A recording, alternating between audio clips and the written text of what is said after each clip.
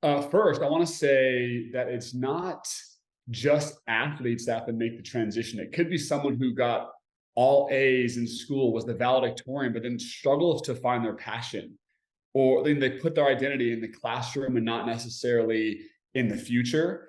And so, how I always think of it is, I had confidence in myself as a human being that I could do anything that I put my mind to.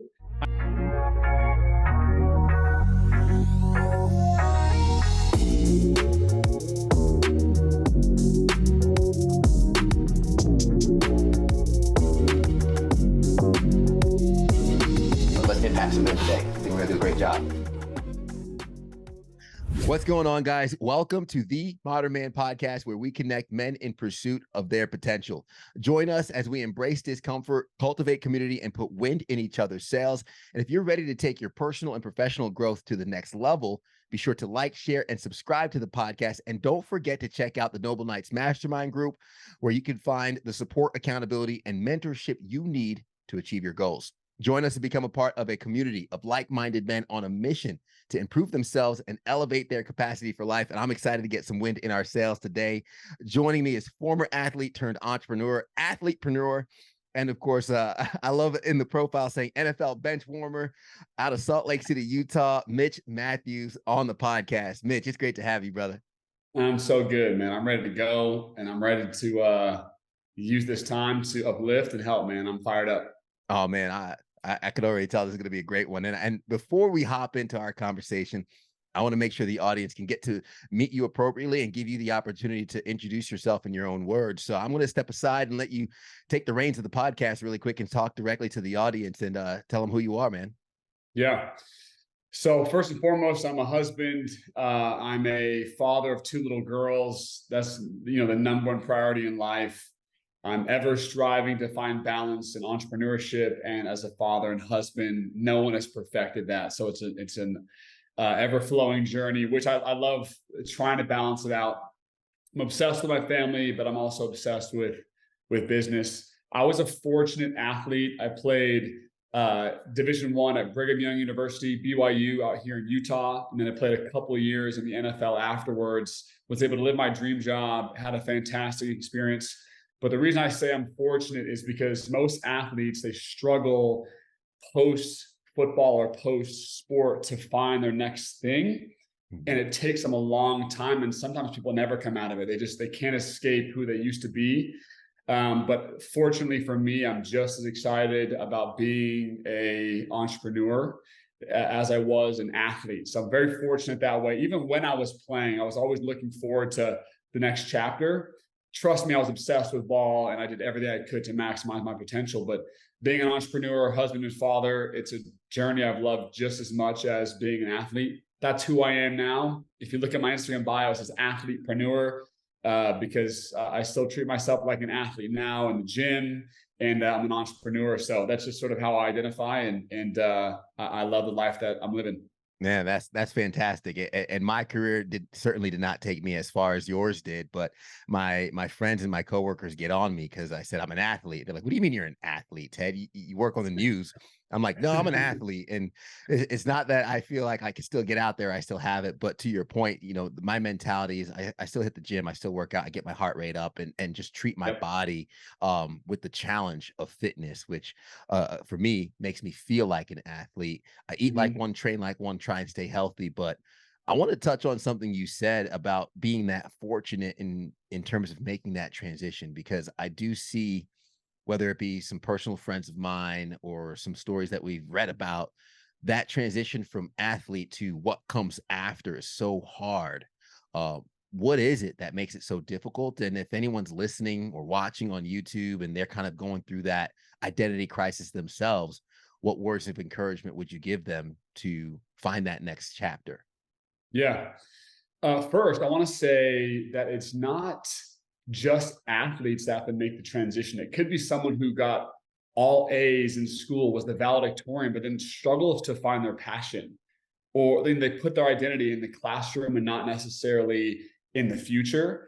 And so, how I always think of it is, I had confidence in myself as a human being that I could do anything that I put my mind to. I didn't just have confidence in myself as a football player. It wasn't Mitch, the football player, right? It Mm. was just Mitch. He happens to be playing football right now. And then when this thing is over, which football ends, sports ends for every athlete in the history, it always will end. And I saw that coming, whether it's 10 years in the NFL, 2 years, 5 years, it was going to end at some point. So I didn't want to have a crash and burn phase where people felt bad for me for 5 years because I didn't know what I was going to do. I wanted to be someone who went straight from the football field to business and had this sort of seamless transition. It wasn't easy, but I had confidence in myself as a human to go from rookie to ball player, good ball player in anything that I chose in life. So I've been a freshman who redshirted because he wasn't good enough to play to being the featured player on the team in college. And then I went from undrafted in the NFL to playing a couple of years. So I was used to being that rookie, but still being optimistic about what the future was going to hold for me. And so when I was a rookie entrepreneur, I was just as excited because it was just confidence in myself to be a rookie and then turn into someone notable in entrepreneurship. So to me, it was confidence in me, not confidence in just the sport I played. Yeah, man, that's fantastic. I think about the bird on the branch, right? And the bird on the branch isn't comfortable because it believes in the strength of the branch. It's comfortable because it believes in the strength of its wings. So even if the branch breaks, it could still fly. Love that. Which is fantastic. You touched on early on, and I love, this is why I love letting the guest introduce themselves, because I can really, find out the identity of what's important to them. And you mentioned being a father, your two little girls, and going through the deep dive on you, man. I saw you talk about coming from a boy's background and a masculine background, right? Mhm. BYU, you have the locker room, you have this masculinity that you're surrounded by, and you're kind of bred in this environment of the boys to now Mhm. operating in a life with you and the girls. How has that transition been, and how has the masculinity upbringing in that locker room fed into the gifts that allow you to show up as a man in the women's lives around you? Yeah, such a good question. I'm so glad you asked it because I've had a strong epiphany recently of sort of the difference of a man that I have to be. And I told someone this recently is what made me a good football player was I was aggressive, I was full of anger, I was cocky, I was arrogant, I was self-centered, I was all about me, I was all about winning and other people losing, and I'm a winner and they're a loser. And if you look at it, a lot of athletes are like that, and a lot of really, really good ones are like that. Mhm. Because I was selfish with my time because I wanted to make sure my body was right. So instead of hanging out with the friends all the time, I was in the weight room, I was in the gym getting right, or I was watching more film. Um, I had to have an ego at the time because I wanted to protect the image. I wanted to protect the status. I wanted to do all these things. And that's what made me a good football player was I was the hardest worker in the room and no one was going to get in the way of my dreams and goals. Mm. And those qualities, aggression, anger, self-centered, all those things made me a good athlete. But you know what makes a really bad dad? All those exact same things. You Yeah. know what makes a really bad leader and a really bad entrepreneur is all those exact same things. And so how I look at it is what makes you someone in a certain environment doesn't necessarily make you right in the next environment. So it's looking back at football and saying, what are the good lessons I can take? When was I an amazing leader of the team? When did I really help my teammates? Okay, I can take that one, but I got to leave this to the side. And when was I really playing my best ball? And when was I maybe over the line with how egotistical I was? I'm gonna take the good ones and leave the bad ones. And now being a dad, a husband, and a leader of a business, it's such different qualities. And you have to be willing to ditch who you used to be and take the good lessons and apply it. So if I led my life like I did from 2012 to 2017 when I was college and the NFL, I would fail in the next things that I want to do in life. And so being vulnerable enough to be like, look, those things were rad. Being that guy was rad then, but those things do not serve you now. Not at all. And I've taken the good lessons or tried to, and tried to shed and ditch maybe the parts I wasn't super proud of, being so self-centered and just winning and losing. And it's I like the journey that I'm on as a husband and father. And the qualities I want to be known for are different than the qualities that made me a good football player. And I'm totally okay with that. It's seasonal. Life is very seasonal, and you have to reinvent yourself. Yeah, that's fantastic, because I mean, we've said on the podcast over and over that the old self has to die for the new self to live. And usually it's the ego that holds on, white knuckling that old identity and those traits that have actually played into our success. And that might be the hardest thing. It's like, this is how I got by, right? Think of like maybe that poor mindset, saving money, hoarding all your coins.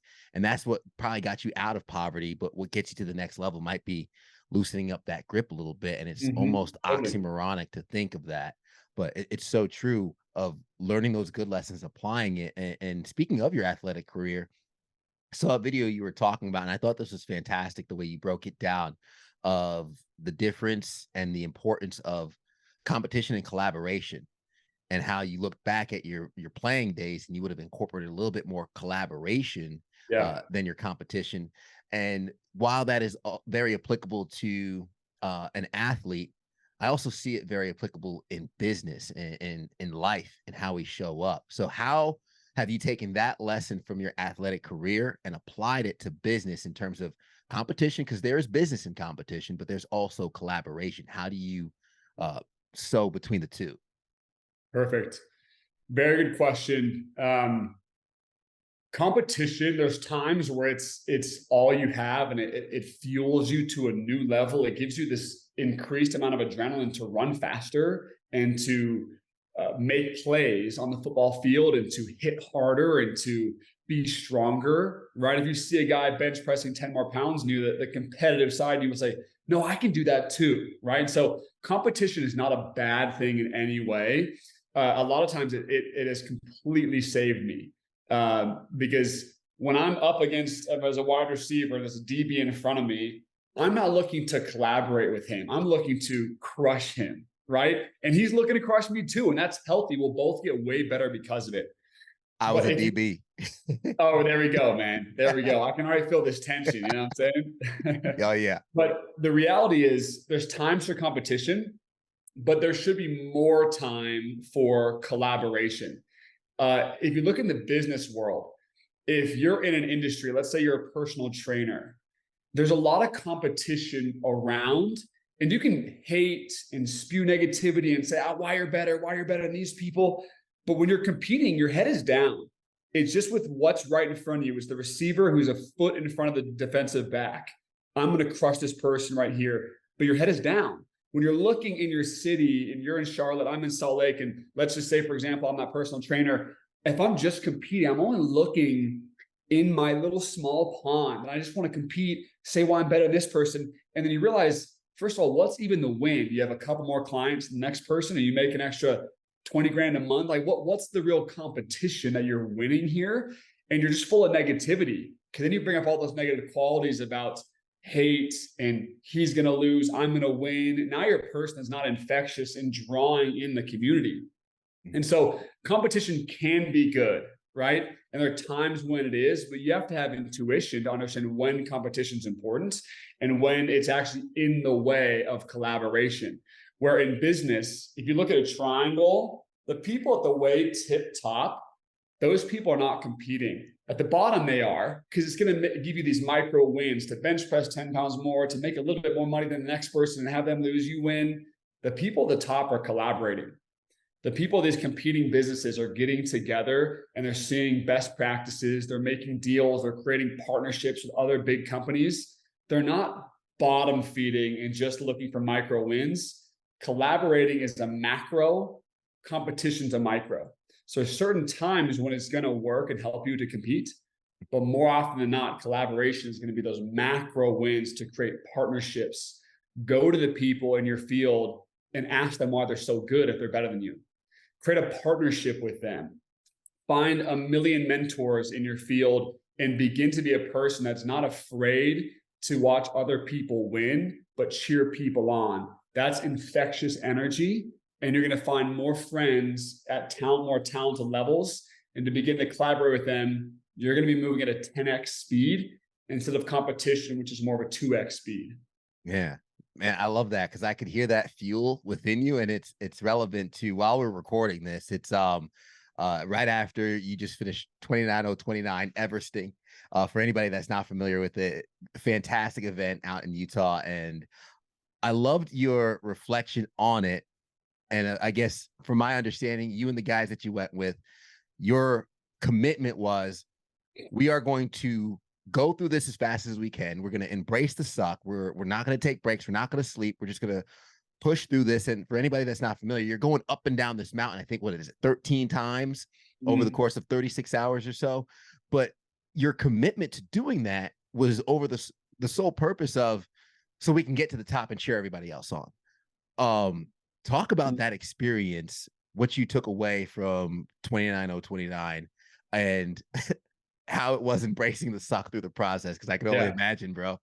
Yeah. Well, first of all, let me say, like, I'm not going to sit here and say, like, I just conquered that mountain, dude. They kicked my freaking butt, man. Oh my gosh. Like, it was insane. But they're back to the same energy that we were just talking about before. If you're there to compete, think of the energy that you're spewing out. When you're competing, you're saying, I hope you lose so that I can win. That's so micro. It's so little. So what if you pass someone on the mountain? Like, so what, right?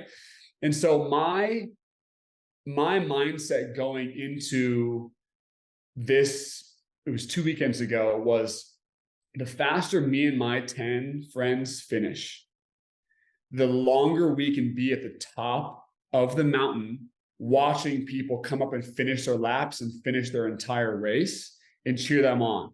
And I can tell you right now, being at the top of that mountain for those 8 hours, cheering people on, was the reason why I'm going to do it again next year. It wasn't because I passed people for those 24 hours or whatever. That didn't fuel me. That didn't get me. That doesn't get me out of bed to say, I'm going to sign up so I can go kick people's butt. Like, that's, that'll make me walk a little faster. But the real reason why was, I'm going to work my tail off and be so good myself that I can be the mountain longer and help people through their struggles. Now I'm in a position of leadership, collaborating and helping and serving and being there, handing out water, cheering people on, giving people a pat on the butt, hugging them to help them go faster, so that I can be in a position of exuding love to people and not exuding hate, meaning I hope you lose. Does that make sense? So the realm that I've stepped out of in football is competing every second of the day to how often can I collaborate? And at the top of the mountain, you know who was there? The really, really fast ones that I could ask questions to. How the heck did you go so fast? What were you eating? Now I'm in a collaboration room at the top of the mountain. The founders of the event were there, and they're my buddies, Mark Kodelich, Jesse Itzler, Colin O'Brady. And now those are the guys that were standing at the top of the mountain together, and we're all crying as these people are crossing the finish line who are way older than you'd expect to finish, or struggled, or just lost someone in their life, and they're now doing this mountain. And every person that comes by, we're just like getting teary-eyed. Me and Jesse Itzler were making fun of each other because we just couldn't stop crying over it, because this is the coolest thing.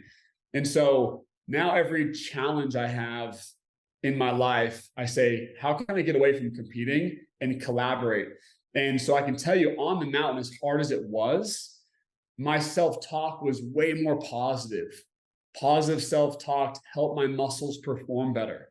It helped my mindset. It helped me push through the pain I had in my foot and my knee and my whatever else, because I was in the sphere of, I'm going so fast, not so that you lose, so that I can actually help you. It's a totally different sphere of consciousness. It's a totally different sphere. It's a totally different paradigm. You're in a completely different space mentally. And so that's why I love this past weekend, was I was more willing to go through the suck than I would have been if I was out there to compete. I was way more willing to go through the hardest parts, knowing that on the other side of it was going to be my favorite part, which is helping people. Yeah, I could just see you guys at the top of the mountain. Like, I need electrolytes. Why? From sweating? No, from crying, man. It was crazy, man. Seeing some of the stories that people finish. Me and Jesse would look at each other and just, anyways, it was just funny, man, how impactful that was. And that right there during the mountain, I was like, I'm never doing this again. Never doing this again. But then I get to the top, I'm like, wait, of course I am, obviously, because I'm in a space of exuding love and helping instead of in a place where I'm just trying to beat the person next to me. Yeah, 100%. And I love the consistent trend of leadership that I'm hearing. And that really what leadership is sometimes going in front so you can take the arrows, right? You take the arrows so the others don't have to. And it's not because you're like, oh, I'm so tough and macho. It's like, if I'm capable and I'm able, I can do this so I can pour into Yeah. others for those that can't. And I noticed there is a trend of suffering on your social and really your activity, whether it be 29 or Hell on the Hill, and these challenges that you use to pour forward, these challenges that you use to, whether it be raise money for causes or bring attention to important things to you that's going on in the world. What do you learn through that suffering? What do you learn through those hard challenges that you put yourself through? Yeah. It's a great question, man. I was talking to one of my buddies that I did 29 with, and we were talking about the margin of error there is between positive self-talk and negative self-talk. I remember thinking as I was just hiking up this mountain, 30 miles. I did it in like under 21 hours. It's 30,000 feet of climb. You're climbing the height of Mount Everest. There's no sleep. It was so hard. It's the hardest physical thing I've ever done and will continue to do because it's just hard for 24 hours. And I remember thinking, I can't even let one negative thought into my mind because that would crush me. And so my self-talk was so important. And it's only in a super hard sphere that you can learn how important and crucial things are. Like today, how to work out, I'm on a podcast, have some meetings, have some other things. Is my positive talk incredibly important today? You might not think so because you're like, there's nothing really crazy hard. But when you're in that crazy hard sphere, you're like, wait a minute, my biology, my physiology literally changes based upon my positive self-talk. So that when I go back home and I don't have these hard days, I have a day like today, which is fun and awesome. Positive self-talk is still working. It's still incredibly important. It just, I don't feel I need it because I can only understand it when it's in the hard. So what I'm getting at is, even when life isn't hard, you're only able to learn those important lessons in the hard, and you bring them back to daily life. So my self-talk, I'm going on a walk today for 40 minutes and I'm talking to myself the entire time. That will happen today because of what I learned on the mountain about how positive self-talk is for my muscles, my physiology, my psychology. Even though today's not as hard as the mountain, it's still just as impactful, but you don't learn that lesson unless you're on that mountain. So that mountain that I keep talking about is any mountain, 29, the fitness challenge you have, only learn the really important lessons when you're at the brink of collapsing. Mm-hmm. And that's where you bring back to your common day all those important lessons that you still apply. And that's when you get the really big gains. Yeah, man, that's phenomenal, because I think in those moments we meet our true selves and we start to train who we become. We start to make that decision of pushing forward or easing up or giving up. And it's hard because sometimes we don't like who we are at first, but by revisiting that over and over, we can start conditioning ourselves to make the decision to keep pushing forward, to make the decision to get to the next step. And that self-talk is so important. And I tweeted this a while ago, or the artist formerly known as Twitter, X now. And I said, when you realize you wouldn't talk to your friends the way you talk to yourself, you'll start changing the way you talk to yourself. Because we could be our worst critic and it could be heavy, the things that go on in our own heads. You mentioned something about decision making, and this is something, I'll be honest, I struggle with because I am so logical with everything. My parents are in town. They were just giving me some advice because my dad's 82, my mom's 76, and I always love having an opportunity to sit down and be like, hey, give me some advice. I know I'm a grown man, but I'm never going to stop learning and listening from my parents. It's amazing, right? Bro. Yeah. And my dad was just like, 2 and 2 doesn't always equal 4. You know, he knows me. I'm a calculator. I calculate things. I calculate decisions. I'm just very logical with everything. And my dad That's was funny, like, man. it's not always black and white. 2 and 2 doesn't always equal 4. You just, you know, take risks here and there. And you have this post about decisions being made with your stomach versus being made with your head. Yeah, man. So selfishly, it's a question that I need help with it. But Yeah. if a lot of our listeners are like me, they probably are very logical based as well. So help us out a little bit and unpack more of that about the decision making with the stomach versus the head. Yeah. Super good question, man. And I think you and I would make great business partners because I always need that logical mind like you, because I'm very much emotional, gut based, and I'll make decisions and do things where people are like, what? That's the dumbest thing ever. But I'm so gut based and so how does this tie into my emotions that I always need someone like you to like keep me in check and keep me regulated, you know? So just so you know, like who you are is exactly who you need to be. But I think that someone like yourself has such a great advantage because if you can learn to tap into the gut, you'll be able to take that gut feeling, which is called your second brain, and then take it to your logical brain and then logically make everything work. Mm. Meaning you have a business idea that won't stop leaving your gut. You're like, I can't stop thinking about this, man. And most logical people, they just shut that off. But in reality, that was a beautiful thing that needed to come up. And then your logical brain will take over. And if you can take that logical brain that you have and say, I'm actually going to take the logical brain and take my gut and work together, and I'm going to create that business, you're going to be able to create whatever you want in life. So hats off to you for recognizing who you are, but being able to tap in your gut is so important. And I'll tell you why. Your gut is literally your second brain. That's why eating good foods, taking care of your microbiome, it sends signals to your brain that are super, super important. And how often have you in your life and in the listeners heard something and knew it was right in their gut and said, "Oh, I like that. That feels good." But their mind immediately overrides as like a protective mechanism and says, "No, no, no, but that wouldn't work for these 5 reasons." And then you go with the logical brain because it's more present, it's more in the it's in the front of your brain. It just takes over and says, "Nope, I'll get that out of there." But it keeps coming back to you. So that second brain is far more accurate for big life decisions than your logical brain. Your logical brain is going to be way more accurate in small settings just to make things are right and tidy and figured out and the budget's there, or the timing's there, and the plan's there. But big life decisions have got to be made in the gut because things you do are really never going to make sense at first. Starting a business makes 0 sense at first. 10 years down the road, it makes a lot of sense. Chasing your dreams of being a meteorologist makes 0 sense at first because you're like, wait, this much schooling, this much cost, this much competition. This is crazy. Your logical brain is going to take over and cancel your dreams. And so having the ability to sit back, meditate, and let your second brain, your subconscious literally bubble up and start flashing these amazing ideas. And then your logical brain will come in and be like, whoa, whoa, whoa, whoa, whoa, heck no. Saying, all right, I hear you, logical brain. Get out for just 5 minutes. Let me finish this meditation.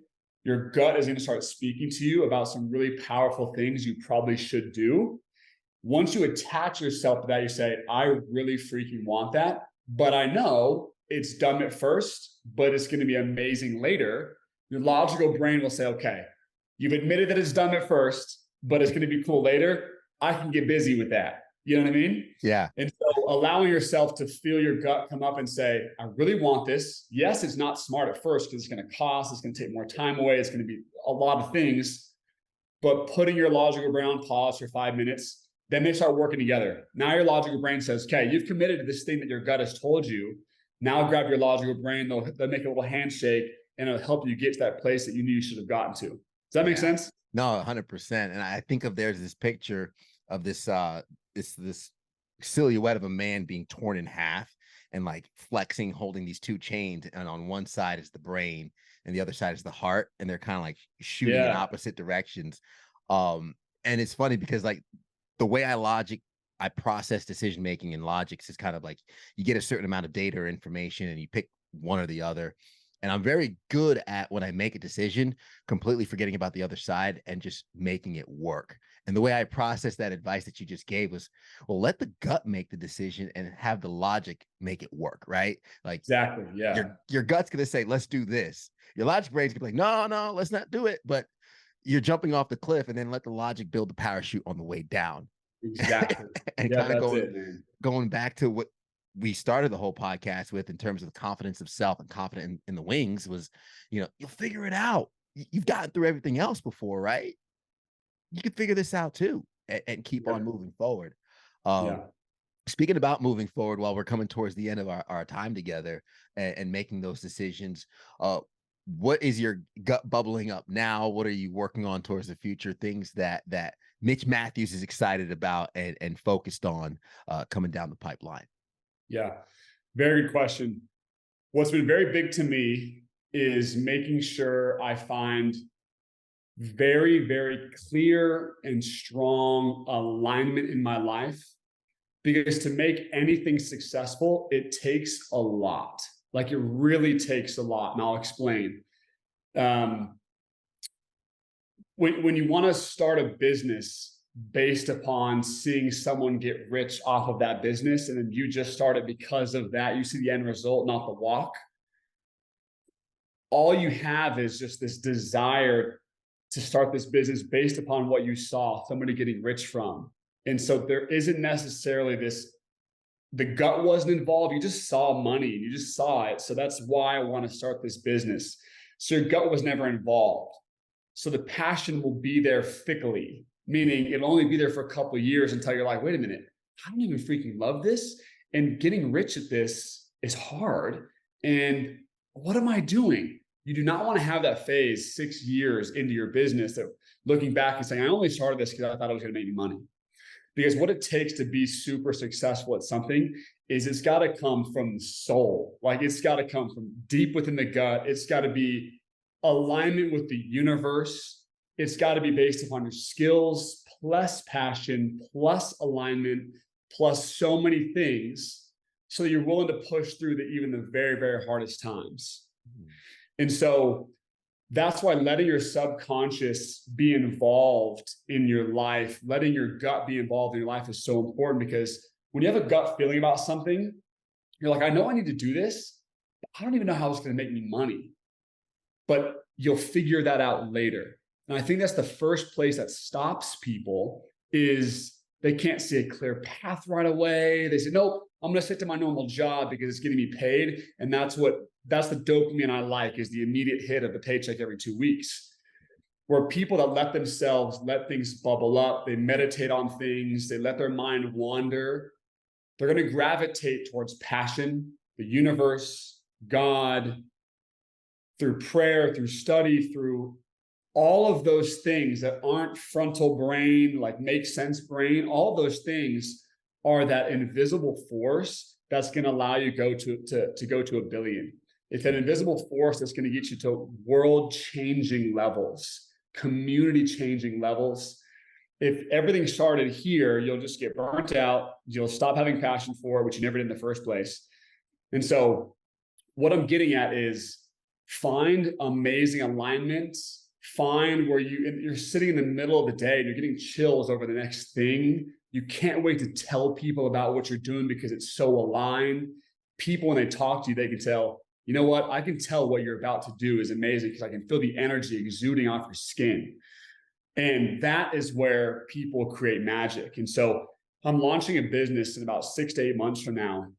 It's a sauna and cold bath lounge with my buddy, Jesse Isler. It's a 50-person sauna, 20-person cold bath. And it's all class-based, meaning we have instructors in the sauna with you that are guiding you through a lot of cool breathwork, meditation. And it's going to change millions and millions of lives. Yeah. And we've already put money in. We've already put everything into it. We're already so deep into it. And there hasn't been a single part of me that's like, well, the budget doesn't make sense. Well, the profit margins don't make sense. I'll figure that out along the way. But I know there's alignment there.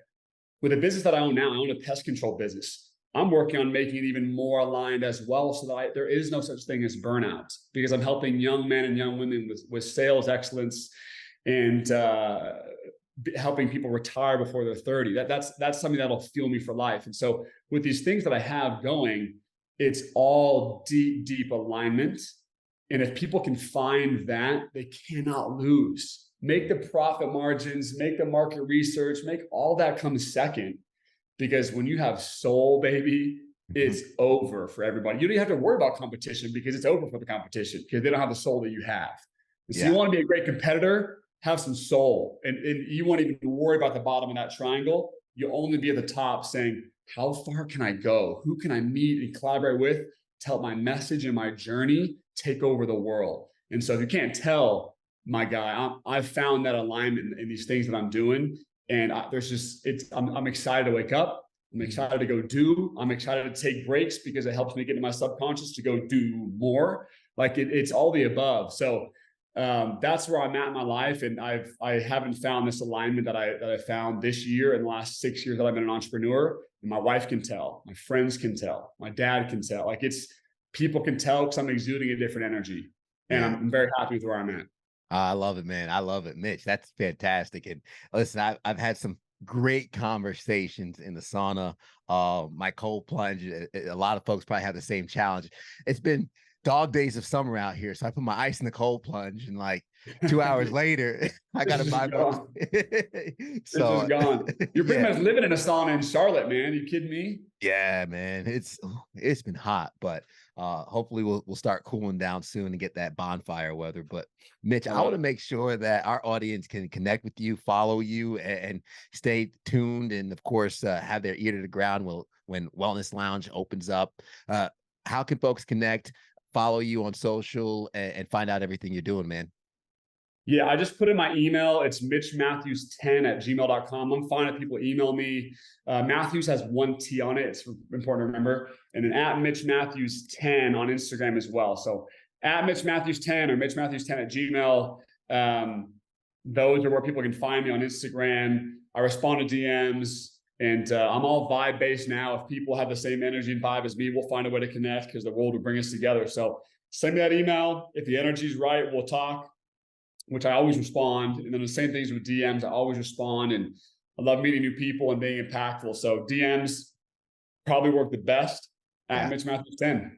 I love it. And I'll have those linked in the show notes as well. And I can attest to the response in the DMs, because that's how we linked up, and just operating the same circles, even mentioning, hey, Chris Bester, you're like, I know Chris, and just having those circles and good people, hang with good people. So I appreciate that, Mitch. Last question before we kind of wrap things up. And this is usually the heaviest one, which is why I save it for the end.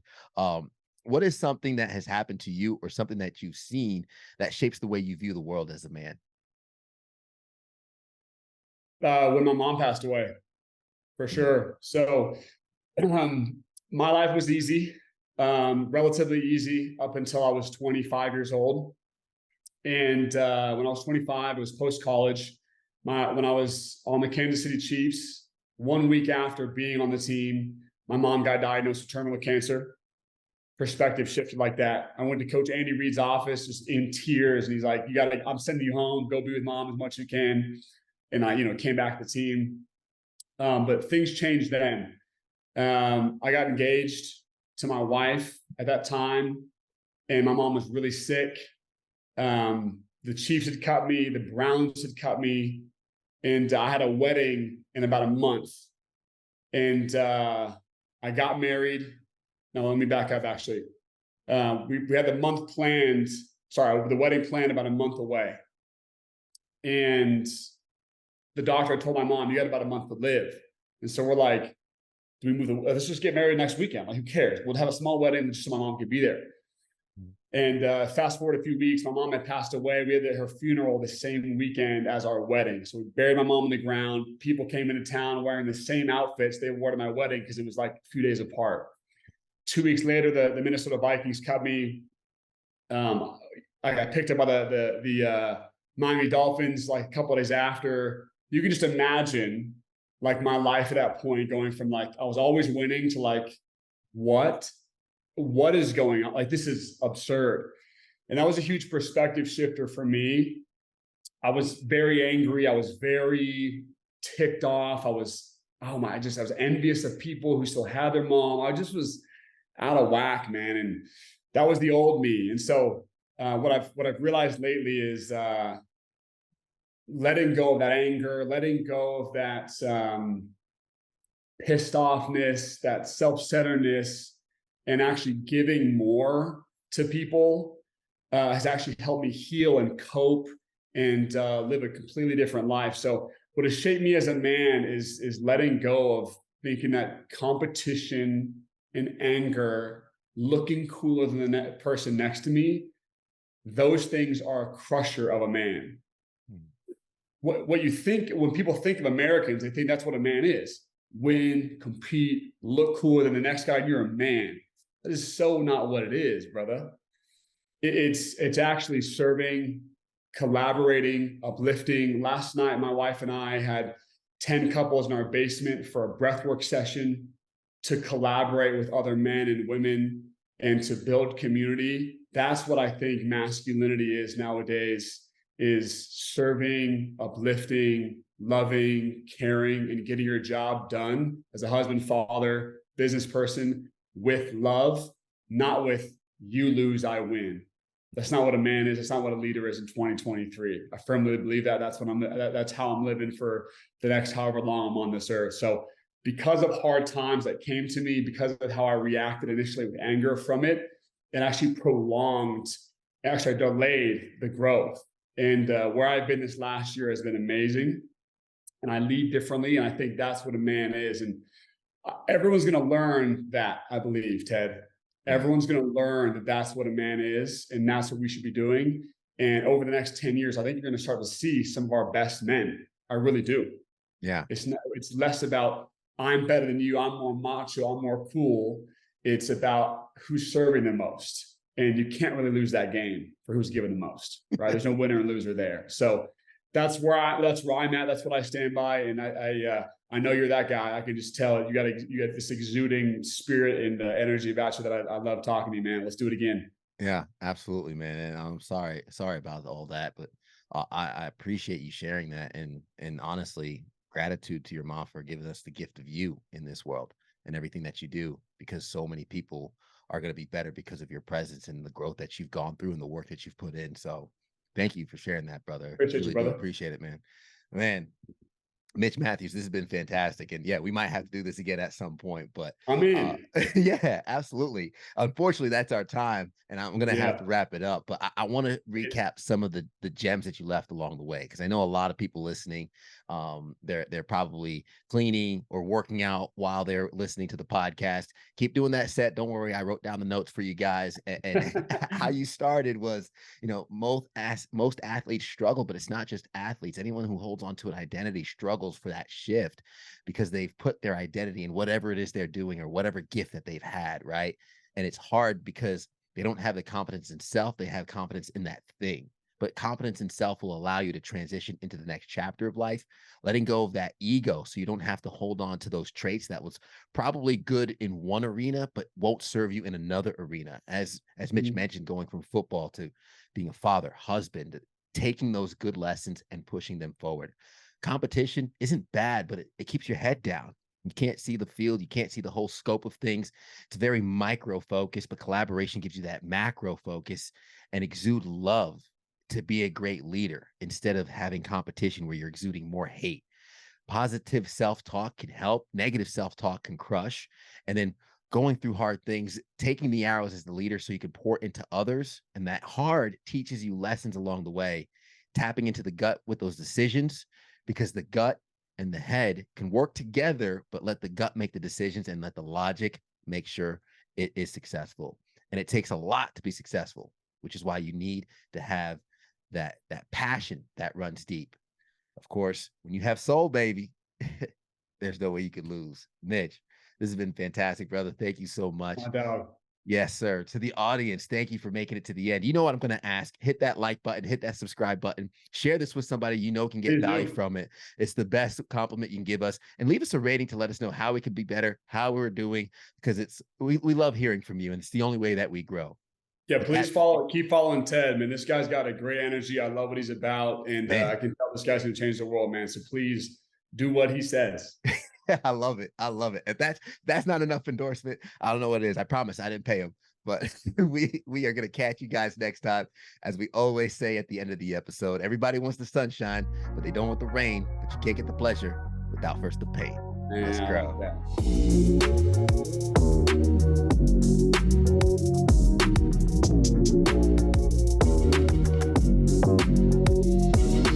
Let's impact some today. I think we're gonna do a great job.